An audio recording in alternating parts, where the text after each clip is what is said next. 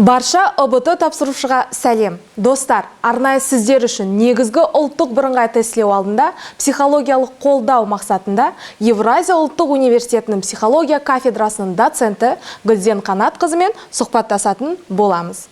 Гүлден Қанатқызы, қайырлы күн. Қазіргі таңда ұлттық тестілеу орталығы оқушылардың ОБТ-ға дайындығын оңтайлы ету мақсатында көптеген іс-шараларды ұйымдастырып жатыр. Соның бірі екінші жыл болды, республикалық білім беру орталықтармен тегін онлайн сабақтар өткізеді.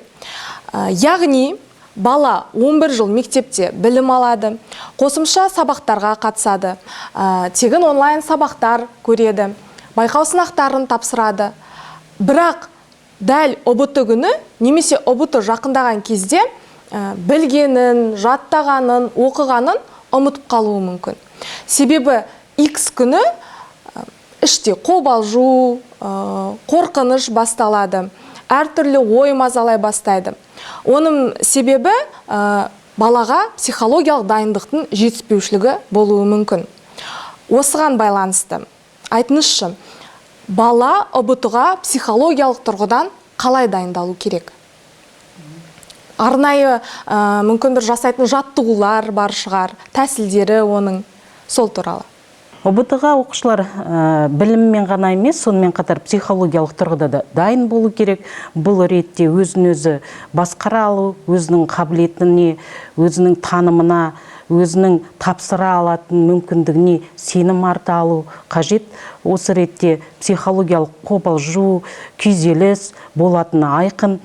Алайда түрлі психологиялық тренингтер арқылы, релаксациялық жаттығулар арқылы, арт-терапия, музыкалық терапия әдістерінің көмегі арқылы осы қобалжу мен күйзелістен арылуға болады.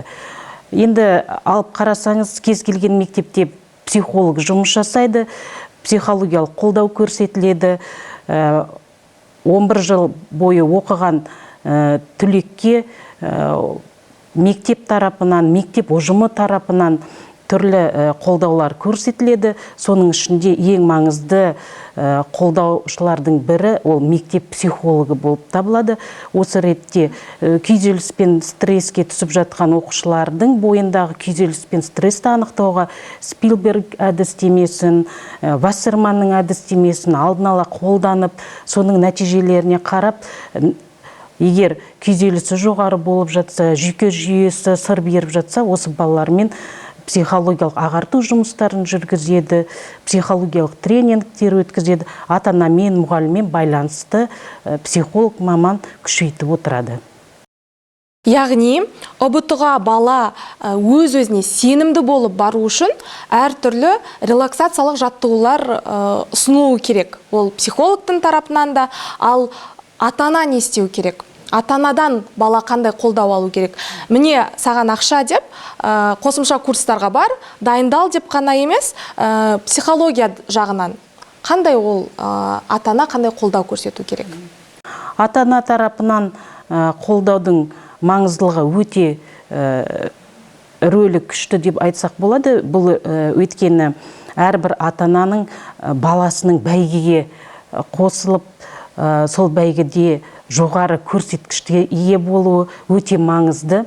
Кейбір ата-аналар осы қолдау көрсету барысында қателесіп, мен саған үміт артып едім, сен жоғарғы бал алуың керек, мен барлық жиған тергенімді саған жұмсап отырмын, қаншама курстарға жазылдың, бірақ осының нәтижесі ертең шықпаса, онда ше әңгіме басқалай болады деп айтып жатады. Бұл баланың бойында түрлі қорқыныш сезімінің туындауына, күйзеліске түсуіне әкеліп соғады. Керісінше кез келген ата-ана, балам, мен саған үміт артып отырмын, мен саған сенемін, сенің ОБТ-дан жоғары ұпай алатыныңа мен кәміл сенемін, тек қана жолың ашық болсын деген өзінің батасын беріп, сен менің бақытымсың, мен саған сенім артамын, сенің болашағың жарқын болады деген сөз тіркестерін айтып отыру баланың бойында үміт ұялатып, оның ОБТ-ны жоғары деңгейде тапсырып шығуына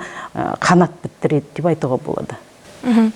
Көп ата-ана ойлайды ғой, 11 классқа көшті баласы, мен балам кітаптан бас алмай дайындалып жатыр, кәдімгідей сол жетеді деген сияқты. Бірақ басқа да факторларға қарамайды. Мысалы, баланың ұйқысының дұрыс болуы да әсер етеді, тамақтануы, немесе тіпті баланың дайындалып жатқан ұбт-ға бөлмесінің өзі, түстерінің өзі әсер етуі мүмкін. Сол жағынан ата-ана қандай қолдау көрсету керек? Кәдімгідей күні-түні дайындал дей бермей, оған жаңағы релаксацияға да рұқсат беру керек пе? Енді күнделікті егер алып қарайтын болсаңыз, дайындықты ертеден бастау керек. Тек қана 11-ші сыныпқа келген кезде балам дайындал, ертең ұбт-ны тапсыратын едің. Осы ұбт-ны тапсыру сенің өміріңде үлкен рөл атқарады деп айта отырып, сонымен қатар баланың жалпы психологиялық, моральдық тұрғыда дайын болуына, оның жағдайын толықтай ата-ана қамтамасыз ету керек. Бұл ретте дайындалатын үстел орны, қажетті қалам қағазы, сөздіктер, анықтамалықтарды алып беру, сонымен қатар жақсы тәбетін ашатын тамақтарды беру, ұйқысының тыныш болуын, белгілі бір уақытта тынығып, серігіп келуіне де уақыт бөліп, көңіл бөлген абзал. Жаңа бір сөзіңізде айтып кеттіңіз ғой, бәйге деп. Негізі қаншалықты дұрыс ұбт-ға бәйге ретінде, бір сынақ ретінде қарау? ұбт баланың тағдырын шешпейді. Ол тек қана бағытын анықтауға мүмкіндік туғызады. Жалпы кез келген ата-ана үшін баласының бәйгеге қосылу өте маңызды. Оның нәтижесі және ұбт-дан жинайтын ұпайы да рөл атқарады. Алайда бірнеше рет тапсыруға мүмкіндік беріледі кез келген оқушыға.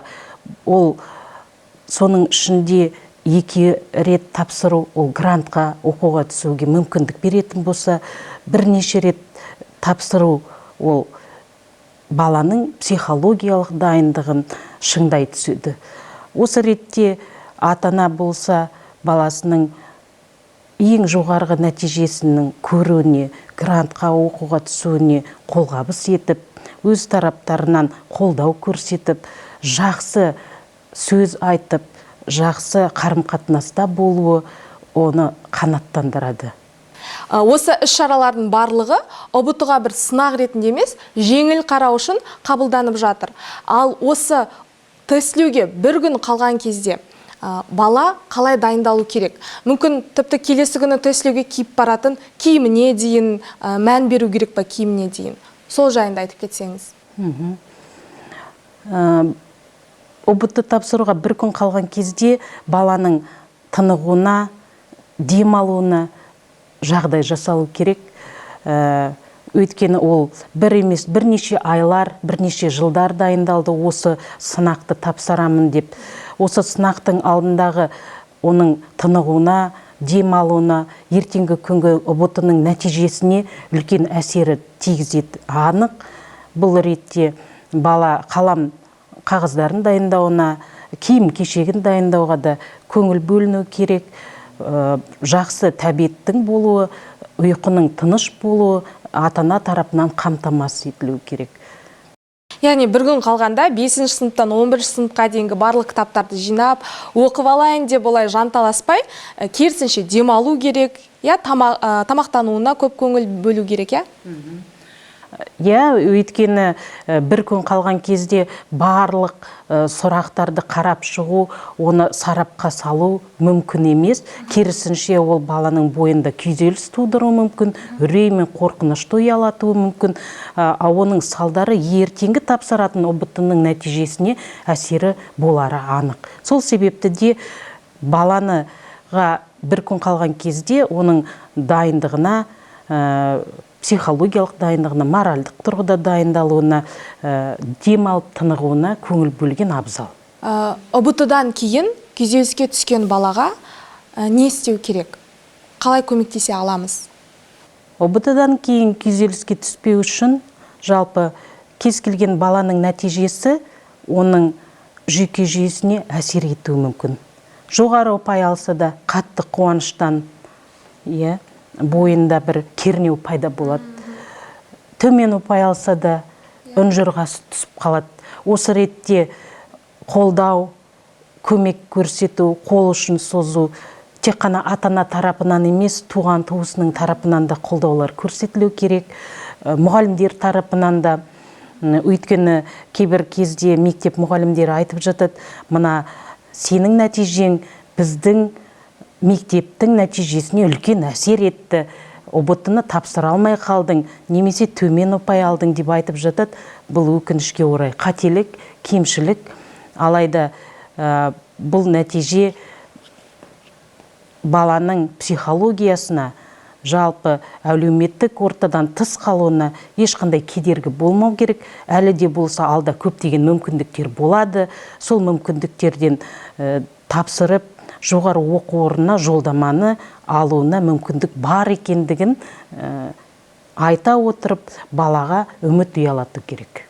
Педагогтер туралы айтып жатсыз ғой, 11 сыныпқа көшкен баламен педагогтер қандай қарым-қатынас орнатуы керек? Жалпы баланың психологиялық тұрғыдан дайындығына педагогтердің рөлі қандай? Енді педагогтармен байланыс орнату өте маңызды. Соның ішінде ұбт-ны тапсыратын пәндерге байланысты көптеген өзекті сұрақтар туындап жатуы мүмкін. Соның ішінде өзі шеше алмай жатқан математикалық есептер болатын болса, биология, география, химия пәндеріне байланысты сұрақтары болатын болса, кез келген уақытта пән оқытушысына барып, өтініш жасап, мына тақырыпты түсіне алмай жатырмын, осы тақырыпты түсіндіріп жіберіңізші десе, пән мұғалімдері ұбт тапсыратын түлекке көмектесуге даяр. Өйткені білмейтін тақырыпты меңгермей ұбт тапсыру оның ұпайына кері әсерін тигізуі мүмкін. Сол себепті де оқушы да пән мұғалімдермен де тығыз қарым-қатынаста байланыста болуы қажет. Рахмет, Гүлден Қанатқызы. Мол ақпарат, пайдалы кеңестер үшін меніңше әр оқушының өзіне түртіп алғаны болады деп есептеймін. Құрметті жас түлек, 2022 жылғы ұбт-ны сәтті тапсырып, қалаған жоғары оқу орныңызға түсуіңізге тілектеспіз. Ең бастысы, ұмытпайық, білім ол мәңгі бізбен бірге. Сондықтан сабақты жақсы оқыңыздар, сәттілік, сау болыңыздар.